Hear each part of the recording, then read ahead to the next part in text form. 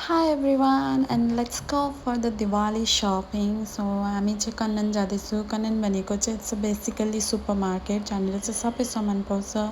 So यहाँनिर चाहिँ दिवालीको एकदम राम्रो राम्रो यो थालहरू ल्याएको थियो होइन. तर के गर्नु घरमा भए चाहिँ किन्थेँ, अब घरमा थिइनँ.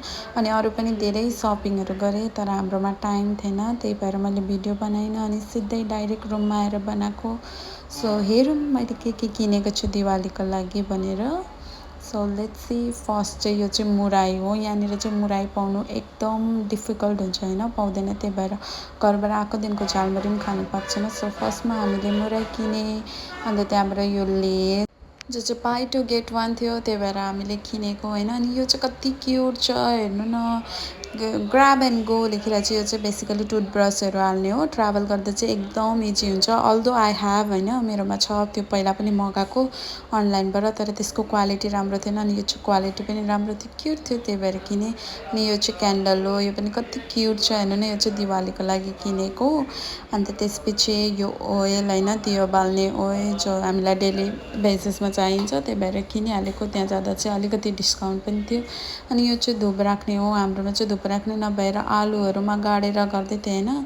अनि त्यसले चाहिँ अलिक उयो हुन्थ्यो नि त घर मैला, त्यही भएर किनिहालेँ. अनि यो चाहिँ दिवालीको लागि किनेको शुभ लाभ होइन. सबैजनालाई थाहै छ, सबैको घरमा युज गर्छ यस्तो होइन.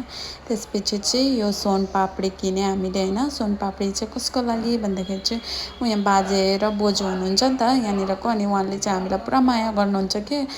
सब्जी दोकान छ उनीहरूको, तर हामीलाई कति फ्रीमा डिस्काउन्टहरू पनि दिन्छ. अनि जहिले पनि दिवालीमा चाहिँ हामी बाजे र बोजूलाई दिन्छु क्या लुगाहरू किनेर.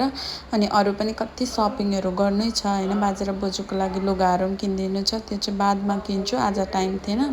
अनि त्यसपछि यो किनेँ होइन. यो चाहिँ धुपौरो जस्तै हुन्छ.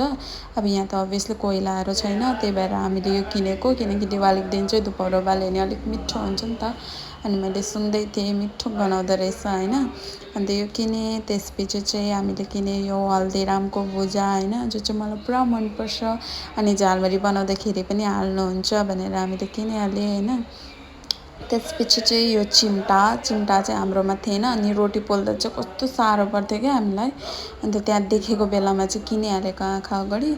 अनि त्यसपछि यो बडी वास किनेँ मैले र दिदीले एक एकवटा होइन. यसमा जाली पनि फ्री थियो अनि डिस्काउन्ट पनि थियो हो.